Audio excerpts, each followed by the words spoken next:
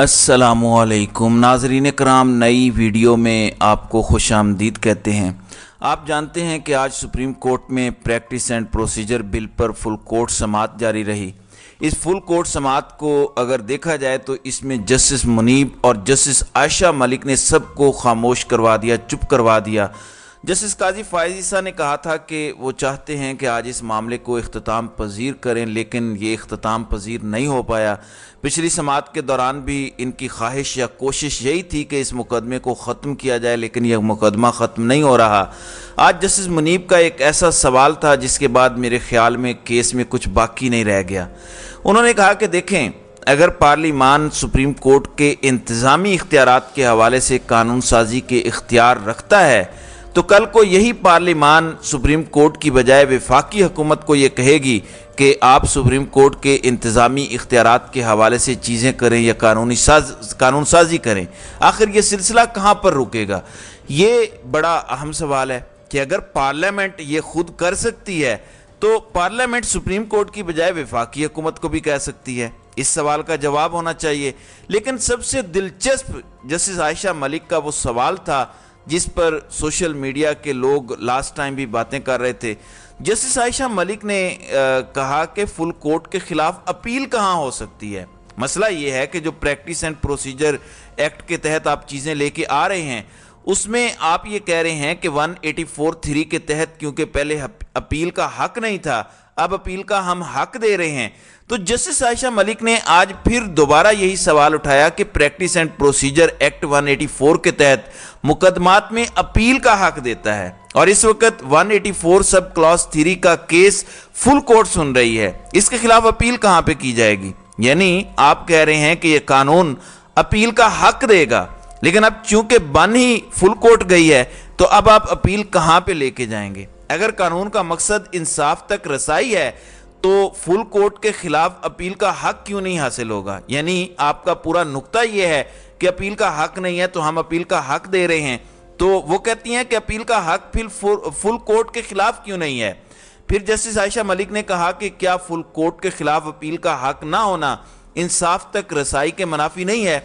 जिस पे हसन इरफान ने कहा कि कानून साजों के जहन में यह सवाल कभी नहीं आया था।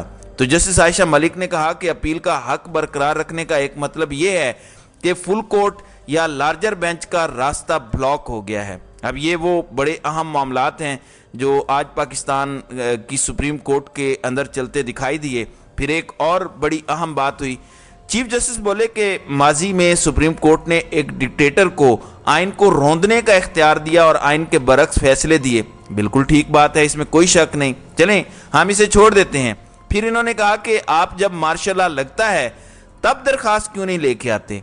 फिर इन्होंने कहा कि फिर इन जजेस को वो इख्तियार या आइन भूल जाते हैं जब मार्शल लॉ लगता है और जब पार्लियामेंट का फैसला आता है तो इन्हें अपना हलफ याद आता है। देखें, मैं बसद एहतराम ये कहना चाहता हूं, अभी कल की बात है, मिलिट्री कोर्ट्स का मामला आया था, ये कल की बात है।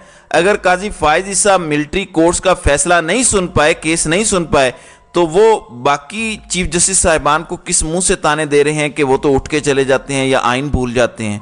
उस वक्त काजी फ़ाइज़ ईसा को भी वो केस सुनना चाहिए था, क्योंकि उनके इख्तलाफात तो जस्टिस बंदियाल के साथ थे, पाकिस्तान की कौम के साथ तो नहीं थे। लोगों के बुनियादी हुकूक का मसला था जिसका इन्हें इदराक होना चाहिए था। तो ये वो लोग हैं जिनके टैक्स से तनख्वाह तमाम जज साहिबान लेते हैं। इन्होंने इस हवाले से आज फिर कहा कि क्या वो मुल्क में नया मार्शल लॉ लगवाना चाहते हैं? नहीं, कोई भी मार्शल लॉ नहीं लगवाना चाहता। पाकिस्तान के हालात व वाक़यात आप देख लीजिए इस वक्त क्या सूरत हाल है। क्या ये किसी मार्शल लॉ से कम है? पिछले 16 माह में जिस तरह का जुल्म किया गया, जिस तरह से आइन और कानून की धज्जियां उड़ाई गईं, जिस तरह से कानून को अपने मजबूत बूटों के जरिए रोंदा गया, उसके बाद भी मार्शल लॉ लगने में कोई शक बाकी रहता है? फिर जस्टिस एजाजुल एहसन ने कहा कि अगर आइन में कोई कदगन ना हो तो सुप्रीम कोर्ट अपने लिए नए रूल्स बना सकती है। फिर वकला ने एक बड़ा अहम नुक्ता उठाया कि यहाँ ये प्रॉब्लम एक ये भी है कि आइन की तरमीम 2/3 अक्सरियत से होनी है और इस अहम मामले के अंदर 2/3 अक्सरियत से आइनी तरमीम नहीं हुई। आप ये जो इतना बड़ा काम कर रहे हैं वो तो आइनी तरमीम के जरिए हुआ ही नहीं है। अब देखना यह है कि सुप्रीम कोर्ट इस पे फैसला क्या देती है। फिर एक और अहम मामला है, इमरान खान की चिट्ठी भी جسٹس قاضی فائز عیسیٰ کے پاس پہنچ گئی ہے۔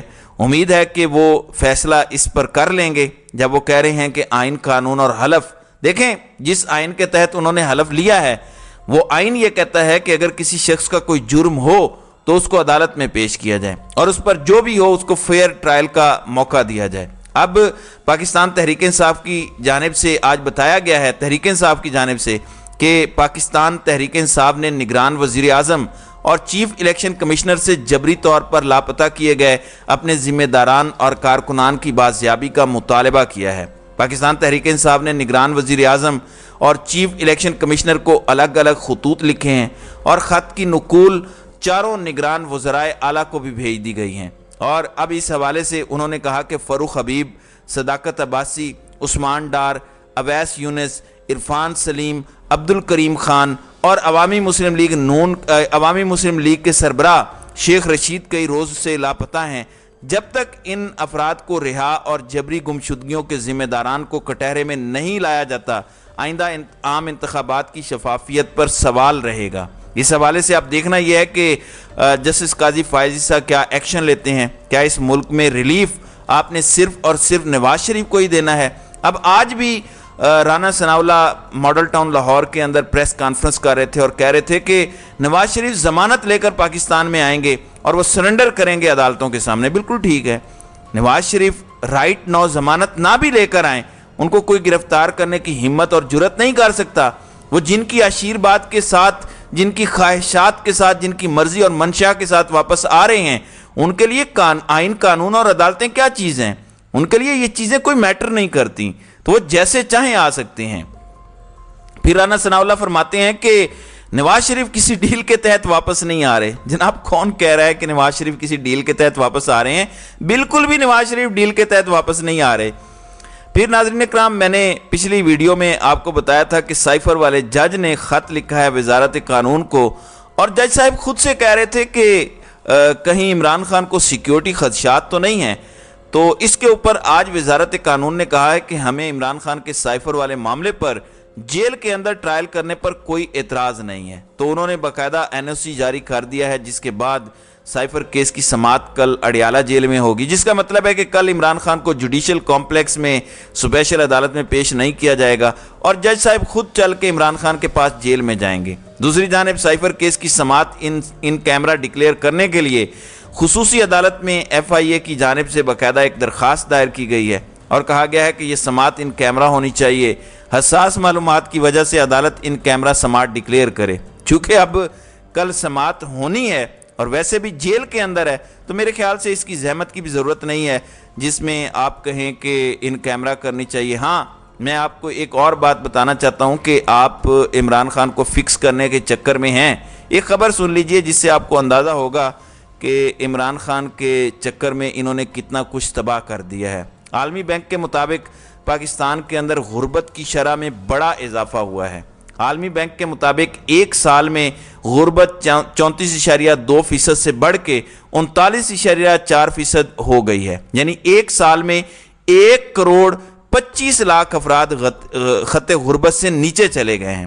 رواں سال پاکستان کی معاشی شرح نمو 1.7% رہنے کا امکان ہے، یعنی پاکستان کے اندر غربت میں 5% کے قریب اضافہ ہوا ہے اور 1.25 کروڑ لوگ خط غربت سے نیچے چلے گئے ہیں۔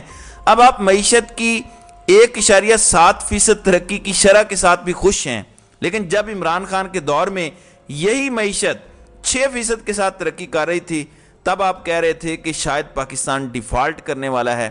تو آج تجربہ کاروں نے ہمیں اس مقام پر لا کھڑا کیا ہے کہ ہمارا ملک بھوک، ننگ اور افلاس کی نظر ہو چکا ہے۔